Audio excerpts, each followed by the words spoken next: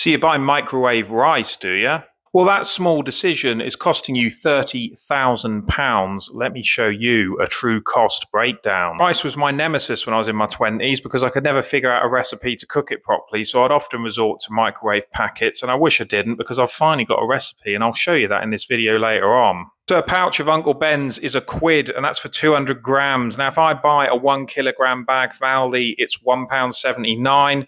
And if I make this exact recipe, which I'll show you in a sec, it works out at 11 pence a portion. So that's nearly 90p per portion cheaper. Now, if you have rice a couple of times a week, that's going to work out at £8 a month, which over a 40-year working career, if you was to put £8 into an all-world index fund with a typical rate of return on average of 8% per year, that would equate to £29,000. Now, the purpose of this video isn't to start a beef with Uncle Ben, and it's not to tell you that you can't have microwave rice. It is just to show you that very small amounts of money with the gift of time and that important factor, compounding, can soon add up to a big sum of money. And if you can find a few of those things in your everyday life that you're willing to compromise on without having a massive impact on your quality of life, you can soon start to get a decent sum of money together that can build a retirement pot for you.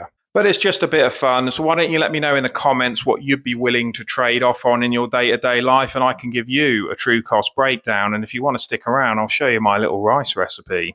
So you take a cup of rice, you take 1.5 cups of boiling water, and then you turn the heat up, and then you put the lid on. Let it bubble, then turn the heat right down to the lowest, and you leave that for 13 minutes. Then you turn the heat off and leave it for 10, and then bang, done.